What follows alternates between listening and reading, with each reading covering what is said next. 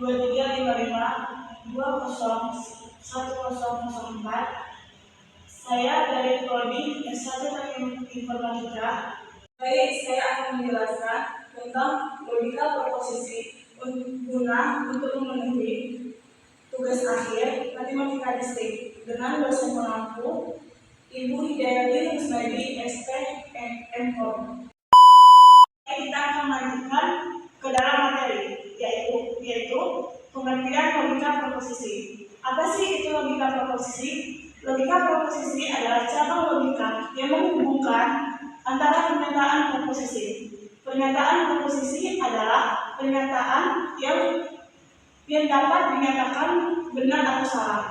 Dalam logika proposisi kita menggunakan simbol-simbol dan aturan logika untuk menganalisis dan memahami benar atau salahnya pernyataan proposisi serta hubungan logis dan antar mereka. Misalnya, jika kita memiliki dua pertanyaan proposisi, A. Hujan turun, dan B.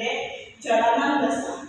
Logika proposisi akan membantu kita memahami bagaimana hubungan antara pernyataan A dan B. Apakah jika A benar, maka B juga benar?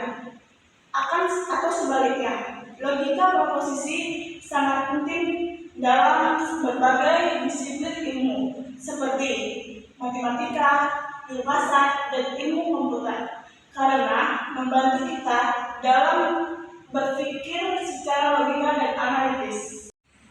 Contoh sederhana dari proposisi. Yang pertama, 4 adalah bilangan prima. Di situ dinyatakan salah karena 4 bukanlah bilangan prima. Yang kedua, Jakarta adalah ibu kota negara Indonesia. Di situ dinyatakan benar karena Jakarta memanglah ibu kota negara Indonesia. Yang ketiga, X dan Y sama dengan 2.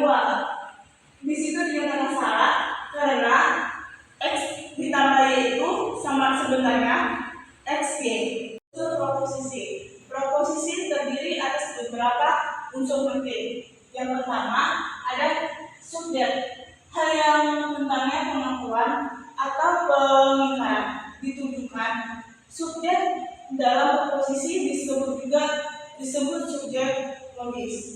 Yang kedua, ada predikat, isi pengakuan atau pengingkaran itu sendiri, apa yang diakui atau diingkari.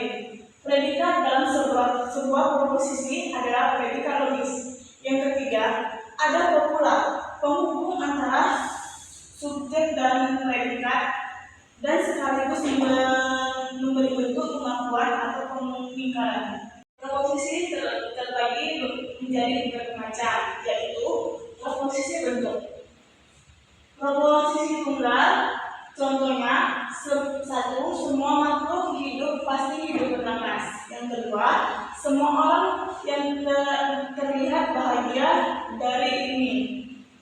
Yang kedua, ada proposisi majemuk. Yang contohnya 1. Setiap barang harus disusun dan didata dengan rapi. Dan 2. Air ini dicuci dan dijemur oleh kakak. Proposisi sifat, yaitu proposisi kategorial. Contohnya 1. Mahasiswa memiliki KTM sebagai identitasnya. 2. Semua wajib pajak, wajib membayar pajak. Proposisi kondisional terbagi menjadi 2. Yang pertama, proposisi kondisional hipotesis. Contohnya, jika hari ini tidak hujan, dia pasti akan mendekati janjinya. Jika waktu dapat terulang kembali, aku pasti lebih berusaha lagi. Yang kedua, itu ada proposisi kondisional disjungtif. Yang contohnya, dia tidak jadi datang karena sibuk atau malas. Ronaldo adalah seorang pemain bola atau model. Proposisi kualitas, yaitu proposisi positif. Contohnya 1. Semua manusia adalah makhluk hidup. 2. Harimau adalah hewan buas. 3. Semua insinyur adalah orang pintar. Proposisi negatif. 1. Tidak ada seorang lelaki pun yang Yang kedua, semua apes bukanlah omnivora. Yang ketiga, tidak ada tumbuhan yang dapat berjalan. Proposisi kuantitas, yaitu proposisi umum. 1. Semua warga Indonesia wajib memiliki KTP sebagai identitasnya. 2. Semua mahasiswa harus mengerjakan tugas yang diberikan dosen. 3. Tidak seorang pun yang masuk kuliah pada hari Senin. Proposisi khusus, contohnya 1. Sebagai kendaraan bermotor di parkiran di halaman belakang. 2.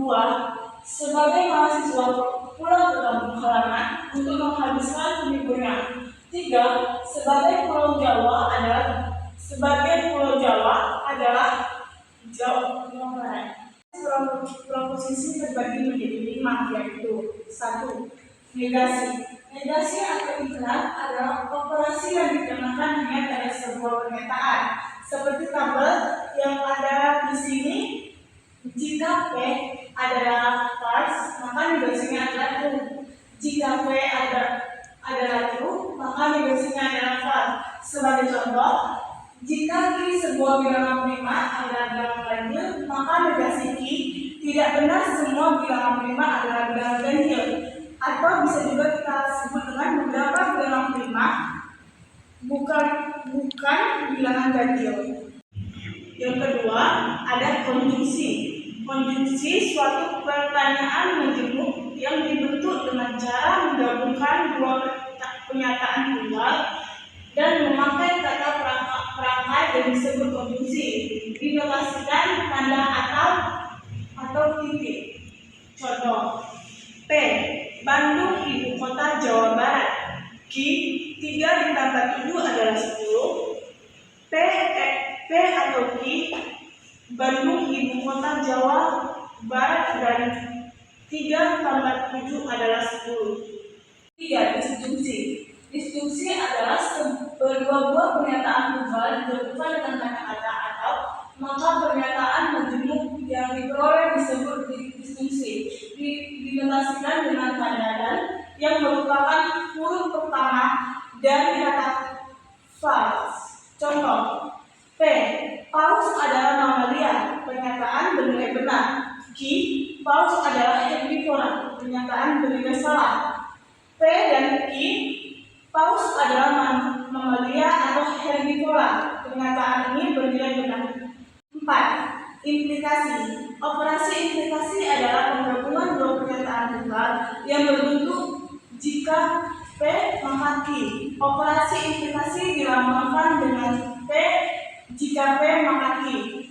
Pernyataannya, jika P maka Q bernilai salah, akan bernilai salah jika P bernilai benar dan Q bernilai salah. Contohnya, P. Ayam. Ayam adalah binatang berkaki dua. Q. Ayam berkembang biak dengan bertelur. Jika P dan Q, jika ayam adalah binatang berkaki dua, maka ayam berkembang biak dengan bertelur. Pernyataan ini adalah benar. Berimplikasi. Berimplikasi operasi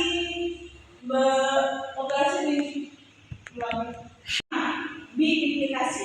Operasi biimplikasi disebut juga dengan operasi bikondisional atau operasi implikasi dua arah atau operasi ekuivalensi.